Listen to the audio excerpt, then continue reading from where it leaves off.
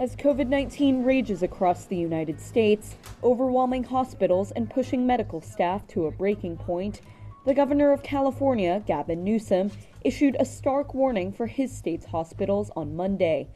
Intensive care units there are on track to exceed capacity by mid-December. Newsom also said he may impose tougher restrictions over the next 2 days, including a possible stay-at-home order.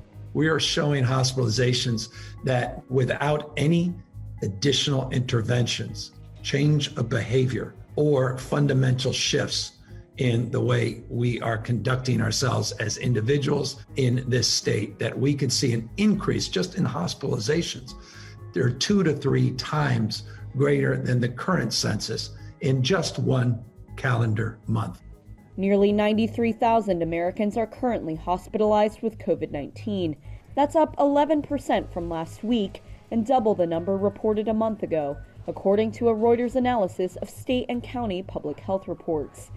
Experts worry that number will only keep rising as the weather gets colder and people gather indoors more often. In the new battlefield, hospital capacity is the top concern.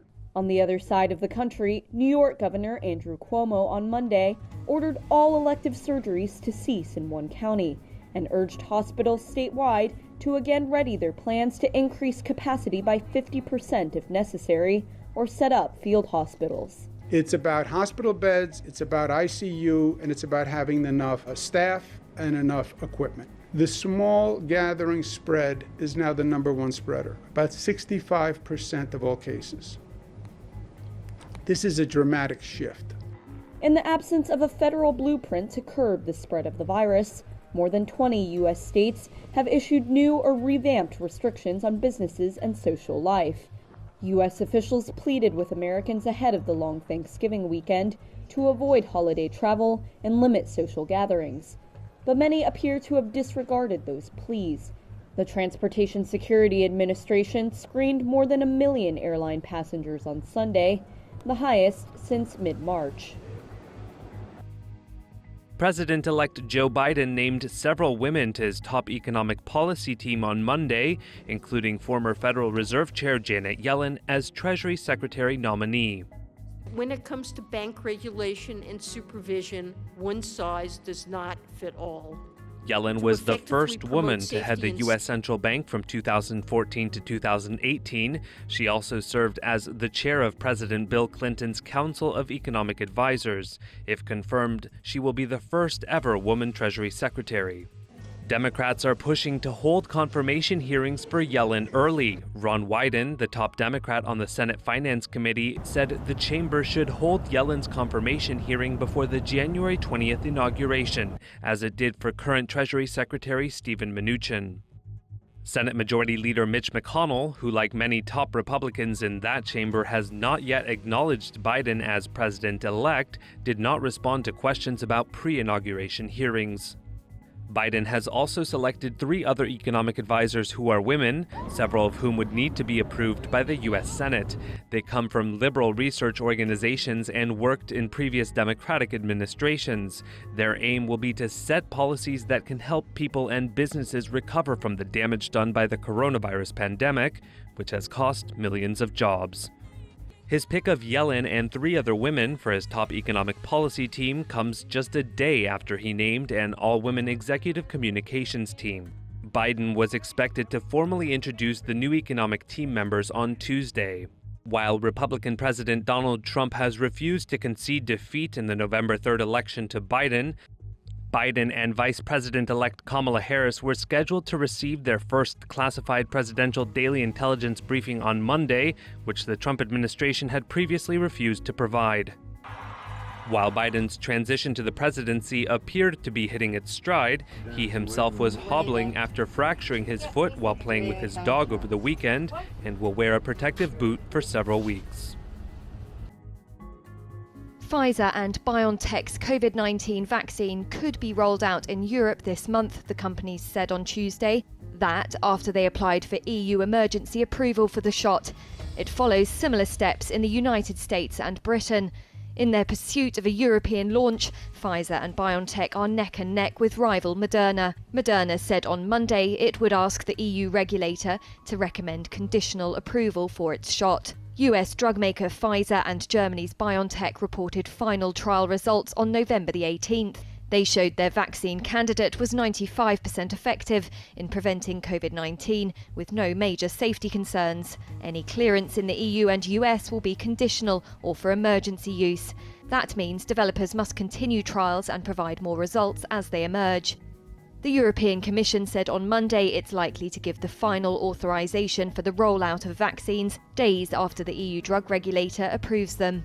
The EMA said on Tuesday that it expects to have enough data from drug makers Pfizer and Moderna to complete its reviews by December the 29th and January the 12th respectively, at the latest. An effective immunisation is seen as the main weapon against the pandemic, which has claimed more than 1.4 million lives. 5 people were killed and up to 15 injured on Tuesday when a speeding car plowed into a pedestrian area in the western city of Trier, in what authorities said appeared to be a deliberate act. Witnesses said people screamed in panic and some were thrown in the air by the car as it crashed through the shopping zone.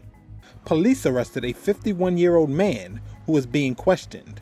Prosecutor Peter Fritzen, at a news conference Tuesday, said that the suspect had drunk a significant amount of alcohol, and that authorities were not working on the assumption that there was any Islamist militant motive to the incident. The interrogation is ongoing, so we can't say anything yet as to his motive, but we have no indications that the motive is of a terrorist, political, or religious nature. There are indications that there could be psychiatric symptoms involved. Mayor Wolfram Lieber, who rushed to the scene, described it as horrible, adding that a 9-month-old baby was among the dead. Germany has tightened security on pedestrian zones across the country since a truck attack on a Berlin Christmas market in 2016 that killed 12 people and injured dozens. Chancellor Angela Merkel said in a statement about the incident, quote, "The news from Trier makes me very sad. My sympathy goes to the families of those whose lives were so suddenly and violently torn away from them. I am also thinking of the people who suffered injuries, in some cases very serious ones, and I wish them strength." Deforestation in Brazil's Amazon rainforest has skyrocketed to a 12-year high in 2020. Government data released on Monday showed more than 11,000 square kilometres have been wiped away. That's a patch of roughly 7 times the size of London taken out of the world's largest rainforest. And it's also up 10% from 2019. This year, fires have blazed through the Amazon, and environmentalists have blamed the government. The devastation tracks with the time since President Jair Bolsonaro took office. Bolsonaro has weakened Brazil's environmental agency and called for more commercial farming and mining, arguing it will lift the region out of poverty. Critics say this has encouraged illegal ranchers, miners, and land grabbers to clear the forest. The rate of destruction means Brazil will miss its own target to stop deforestation that it set over a decade ago under a climate change law. It's not clear what consequences there will be for missing that goal. But federal officials say the latest figures are actually progress. Technically, 2019 saw a much higher jump in the rate of deforestation, even though the amount of forest destroyed in 2020 is at decade highs. And on Monday, Vice President Hamilton Mourão said that was a sign efforts to fight deforestation were, quote, beginning to bear fruit. The destruction of the Amazon has caused international outrage. As the world's largest rainforest, its protection is crucial for stopping climate change because of the vast amounts of carbon dioxide it absorbs. A grim discovery has been made in Stockholm, Sweden. A man in his 40s found wounded in an apartment and may have been held captive there by his own mother for nearly 30 years. The mother, a 70-year-old woman whom neighbours thought lived alone, has been arrested. The man was reportedly found by a relative on Sunday. Swedish media say he was found lying on a blanket on the floor, toothless, unable to speak, and covered in sores and injuries. One of the neighbours spoke to Swedish television. Vi har inte hunnit bo så länge. Vi flyttade in här i juni. We haven't lived here that long. We moved in June this year. But she's been very nice and sweet. We had a baby in the summer, so she was like, "Oh, have you had a baby?" And she told us that she had a child that was born prematurely and so on. But we felt that she's been a nice, elderly neighbour. Hon har känts som bara en trevlig äldre granne. Swedish news outlets are reporting that the son was taken out of school aged about 12 and that he was found next to 2 almanacs from the 90s in the apartment, which was packed with clutter. Stockholm prosecutor Emma Olsen says the mother is denying the charges of false imprisonment and grievous bodily harm. There was no immediate explanation of why the son had been held. Eurozone factory growth slowed last month as new lockdown measures hurt demand. That's according to the IHS Markit's final manufacturing PMI survey released Tuesday. It fell to 53.8 in November from October's 54.8. It was slightly ahead of the flash estimate of 53.6 though. Anything above 50 is a sign of growth. The PMI showed demand fell and factories cut headcount again in November, but optimism did improve as progress was made on vaccines. The Future Output Index rose to 64.8 from 62.7, its highest since March 2018. European powerhouse Germany was behind the bloc's ongoing manufacturing recovery. Export-focused companies were particularly optimistic thanks to strong demand from abroad.